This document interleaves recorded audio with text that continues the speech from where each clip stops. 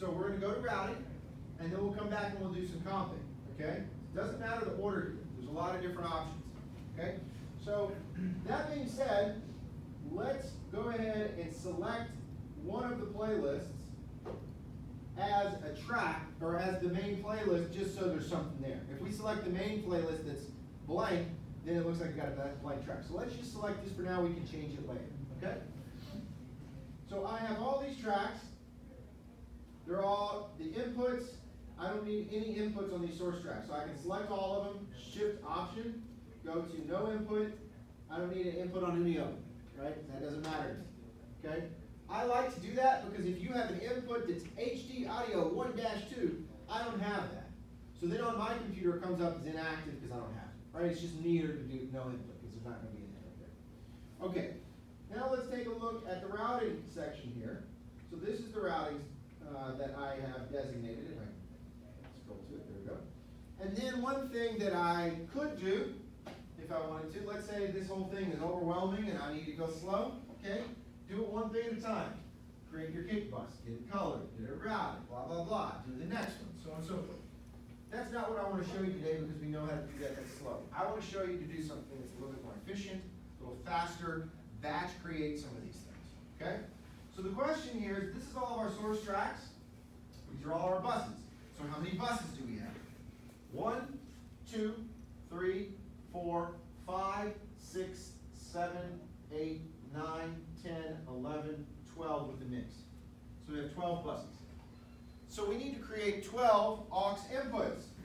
So let's do that. If I go here to my last real source track here, Shift Command N, Command right, stereo, Command down, aux input, and I need 12 of those. I just typed in 12. Then after that, I'm probably going to create a master fader, so Command N, 1, Command right, stereo, Command down, twice, master fader. Now I'm going to create all those tracks together in one thing. I didn't touch the mouse for any of that. And then enter. Now I have all of these. Okay? So I'm giving you some hints here, some tips. You don't have to do it this way. You can do it the old school, slow way if you want. But if you want to do things a little bit faster, I'm going to give you a lot of tips today to do that. So write down these little shortcuts here. First thing I would like to do here is label all of these. So the first bus is kick. Then command down. The next is snare. The next is toms. The next is, I can't call it overhead because I got an overhead track already, so I'm just going to call CYM for cymbals. Next is drums, is what they all go to. The next after that would be bass. The next after that would be GTRC, GTR, R, right type. I'm trying not to look at the keyboard. I'll tell you about that in a minute. GTRS, then Vox, not Vox, and mix, and that's it. Now I've got them all labeled. One little tip there is when you're typing this, do what you can to try to train yourself to not look at the keyboard. We could all do better at that. One unfortunate thing is now we all have devices in our hands and we're looking at the keyboard when we're typing. Ideally, we can just not look at the keyboard and touch type is what they call that, okay? So that would be a good thing. Now, we also need to do what else to these buses? A handful of other things. Color them, what else? Move them, place them in the session, what else? Yes, inputs and outputs, and what I'm going to do next is, there's not a batch way to do this that I know of, but solo save.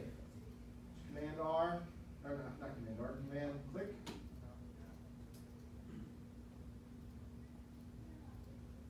Now they're all solo saved. I'm going to color them later. One thing that I'm going to do is consider batching some other stuff. Do they all have unique outputs? No, some of them are going to have the same outputs. Do they all have unique inputs? Yes, they do.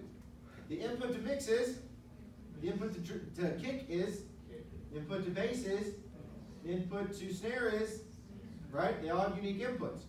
So what I can do here is Shift Option would normally change all of them to the same. But if I add Command, it will give me one bus per track. So Shift Option Command, go to the input kick, select the first bus, and then, hey, I gotta select all, sorry. Shift, Option, Command, after I've selected all of them. And then, bus 1, 2, 3, 4, 5, 6, 7, 8. I don't have to click each one of those. That Shift, Option, Command will give me a consecutive one-for-one selection of whatever I have selected, or assignment of whatever I have selected, okay? So now I've labeled the tracks, I've gotten the inputs down, but I need to label the inputs, of course. I cannot do that from this window by holding Command and going up and down like I did with the tracks, but I can go to Setup, I/O, and then go here and label this. What's the first one? Kick. And all I'm doing is hitting Tab here to go to the next one.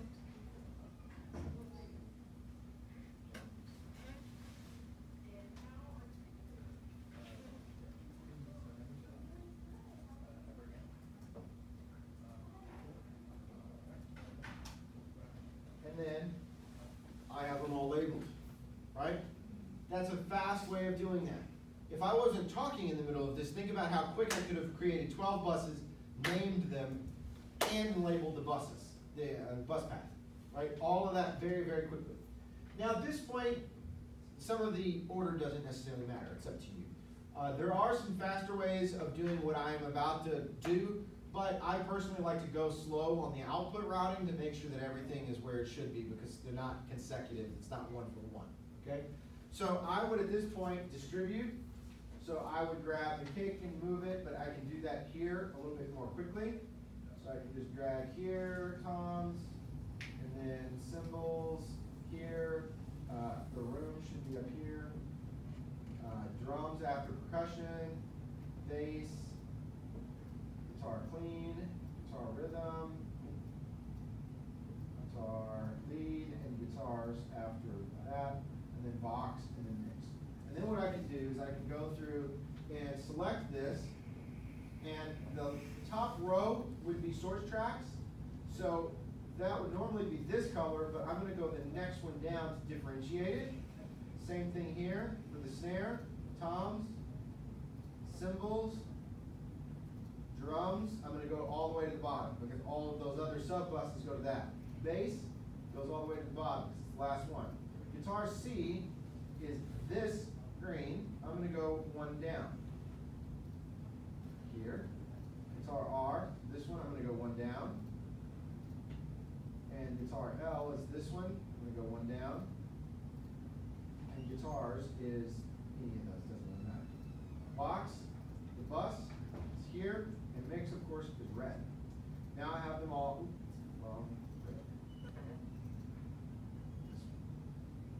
Now I have them all labeled. Okay. Now what I need to do. I'm not done with routing yet. Outputs. I like to do the outputs kind of semi-manually, one at a time, just to make sure everything's nice and neat. So I'm going to go to my mix window, shift, click both of these, shift option, kick, these two, snare, these two, toms, these three, cymbals, shift option is what I'm holding for all of those, and percussion goes to drums. That's just one. Actually, before I do that, where's kick going, where's snare going, where's tom going, cymbal, and percussion? So I can non-consecutively select these tracks by holding command. So kick, snare, toms, cymbal, percussion, and then once I have them selected, shift option, and go to drums. And now they all went to drums.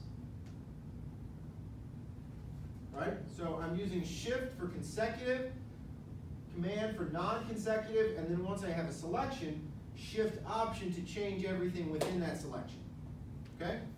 Then I go on to the other tracks, which are pretty easy. I'm going to skip the output of drums for a second. These two shift option, go to bass. These two, guitar C, shift option, go to guitar C. These two, go to guitar R. These two, guitar lead.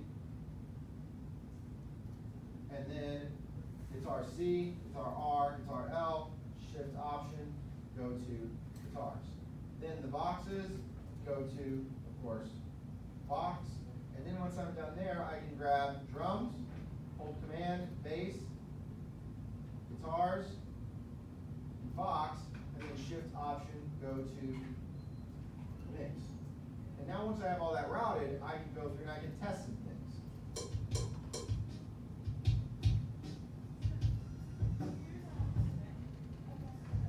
That seems to be working. Right? Or bass.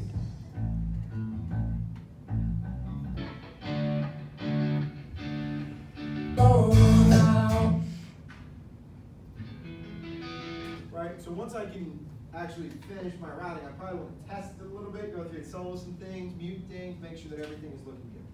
So at this point, the routing is done. Now, everything I just did with the routing, that's just the way I did it today, okay? There's a lot of different ways to do that. You can do it one thing at a time, you can create one bus and then label it, do whatever the hell you want, okay? As long as it ends up this way, it doesn't matter. Nobody's going to be over your shoulder saying, oh, you didn't use that shortcut, or you took 15 minutes as opposed to 2 minutes, or whatever, okay?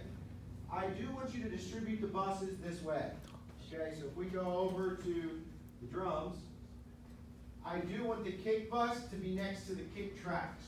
So these two tracks go here. These two tracks go here. Then these tracks go all the way over to the drums. I do want that. For educational purposes, it's a little bit easier to deal with this as opposed to, oh, I have drum tracks over here and then that bus that controls them is way over there on the right. That really doesn't make sense to a lot of people that are new to this. So we want to cluster all the drums together, the bass together, all the guitar, all the vocal, right? Is this making sense? Okay, pretty clear for everybody so far, hopefully? Please ask questions if you haven't. Now's the time to do that, okay? This routing, if it seems super complicated, really isn't. The benefit here is that if we do this, we're making the mixing easier because we're giving ourselves so many control options later that we're saving ourselves time. It's okay to spend more time today if it makes tomorrow easier.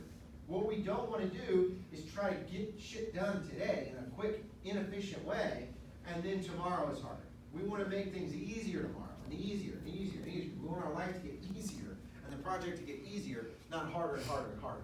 Okay? So, questions on routing, or are we good? Okay? Another little tip is it's tempting to take a bus and to mess with the pans. I would never do that. Very, very, very rarely do that. Okay? It's in your best interest to leave all of the buses panned 100-100. If you want something different as far as panning, pan this horse track. So if you want your tom to be left and right, then go to your tom themselves, this one, and go left and right. And then if that's too wide, don't go to the tom bus and pull it in. Go to the tom tracks and change it. Okay? Okay. Now I think we can move on to config. So if we go to our directions, we already created the click track, 23 audio tracks, 12 aux inputs. Okay. Config. Listen to all the vocal takes. You can do this however you want, and then we start config. Okay, I'll give you some tips about this here in a minute. You can look at this as a macro or a micro process. It's up to you. Let's look at it from, at first, a micro level, or at least semi-micro level, and then we'll go forward from there. So one thing I'm going to do is come down here and select my main playlist and go to playlist view. And I want to introduce a couple new shortcuts to use. Shift S will solo things. Right now, if I solo this track, I hear a bunch of nothing because there's nothing on that playlist. However, then I can solo a playlist. Notice my cursor is here.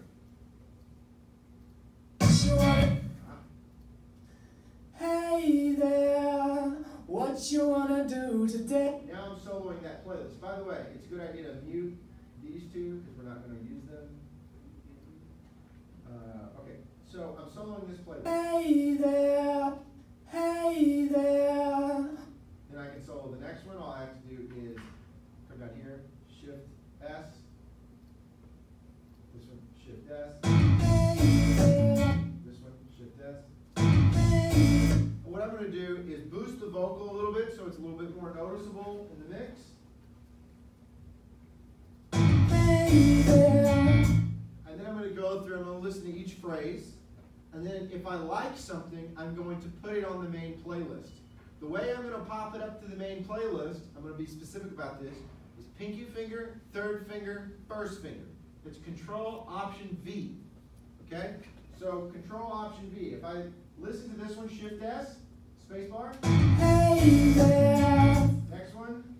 Hey there. Next one. Hey there. Next one. Hey there. Repeat this one. Hey there. I like that. I select it with the mouse. Control Option V adds it to the main playlist. Then I go to the next one. Shift S. What you wanna do today? What you wanna do today? What you wanna do today? What you wanna do today? I like this one. I select it. Shift Option V. On to the next one. Where you wanna go now? Where you wanna go now? Where you wanna go now? Where you wanna go now? Review. Where you wanna go now? Where you wanna go now? Where you wanna go now? Maybe this one. Sometimes none of them are very good. Why can't you just relax and stay? Why can't you just relax and stay? Why can't you just relax and stay? Why can't you just relax and stay? I like the beginning of this, and I like the end of this. Right? So what I'm doing is I'm piecing this together. Now, you can do this a lot of ways. This is not super micro. I could go through each syllable if I wanted to, right? This would be crazy to do that, but you can. You can listen to the whole tape, and you can make some notes, and you can say, hey, this take is pretty good, and I just need to replace these parts. It's up to you how you want to do this, okay? But the process of Control Option V pops that back up to that main playlist, and this allows you to work quickly, right? You can imagine I could comp the whole vocal in a pretty accurate way in, I don't know, 15 minutes of this track, right? The other kind of thing that you can do by this playlist view is you can edit. So for instance, if I listen to, you can see there's some content here. Let's listen to what that is. Shift S.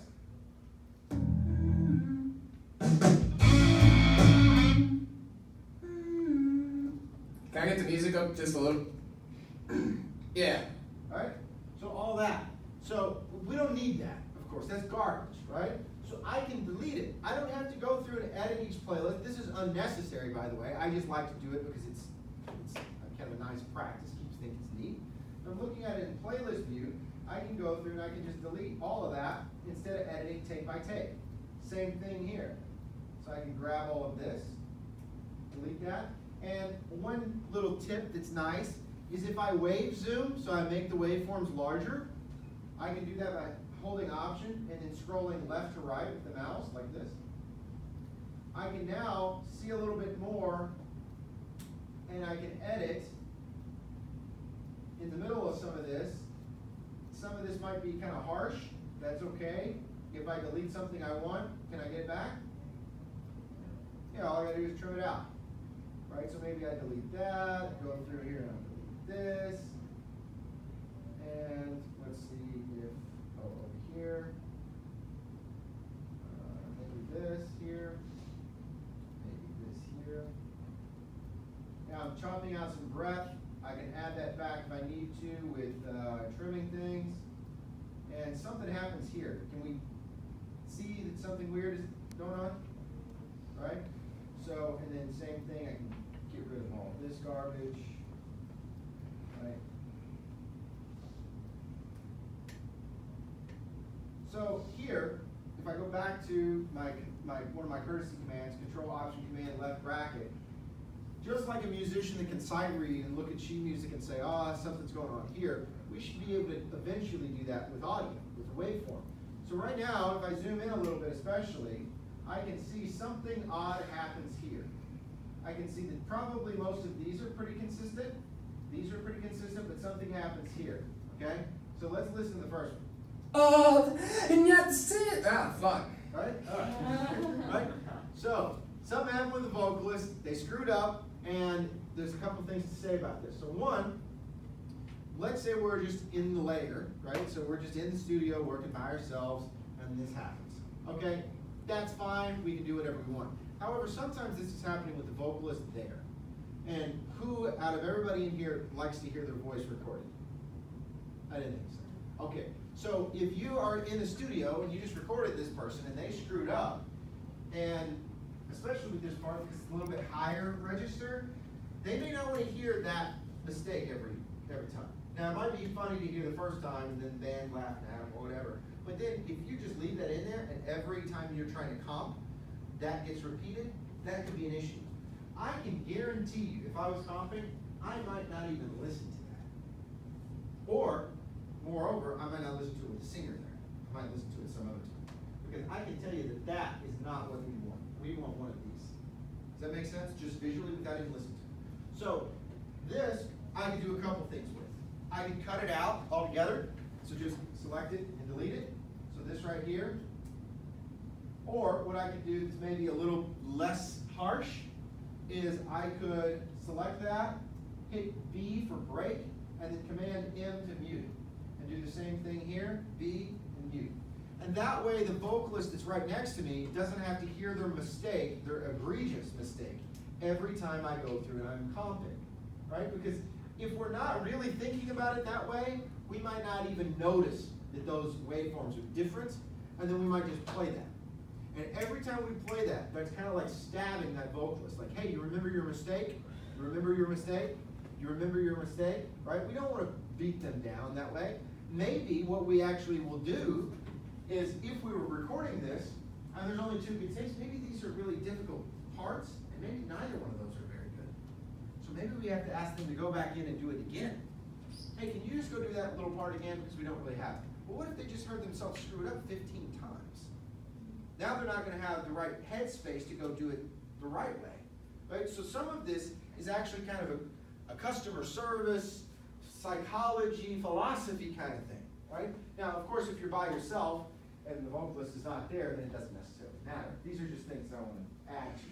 Also, do you remember when we wave zoomed and we were kind of editing in a harsh way and it looked like we were chopping out a lot? Look at this. That doesn't look too harsh. When we wave zoom, we are kind of increasing the detail of what we see. So if we chop something out at that level and it looks like we're doing something harsh, it might not actually be harsh once we go back to the normal instant, okay? So now, very quickly, I have edited 4 tracks as opposed to sitting there and comping everything and then having 4 kind of messy tracks and then having to edit the comp. Now everything's edited already. I've cut out all the fat. So now all I have is the lean the lean parts that I need in the song. I go through and I comp everything. I'm going to do that in a quick macro kind of way where I just pop up whatever random thing and I have a full comp. So now, let's say that's what I ended up with. So now I have a full comp. Another cool thing here is you can tell Pro Tools automatically shades these tracks. So now you can say, okay, well this first take is this shade, so I actually don't use the first take until here. Right, so you can see that. And what you might notice is you may notice like, hey, the third take was the one that we used the most of, right? Because that was the best take. So maybe you go through and you listen to each take and you say, I want to really use most of the third take, and then you can see that in whatever that shade is. Once I'm done comping, I can go through and I can go back to the waveform view, just like this, and now that's my playlist. Hey there. What? I can do this, select all, just like I've done before, Command F, batch fade, and then I can go through and I can listen. That fade looks like crap to me. I want this. Hey there, what you wanna do today? Where you wanna go now? What? That gets chopped off, so I might move that, holding Command so I get off the grid. This looks like jump to me too, so I can move this. Change that. Now I'll put the fade there. So now I got the feeling you're not quite yourself. When will I know return again? My old and friend. Do what you wanna do, you can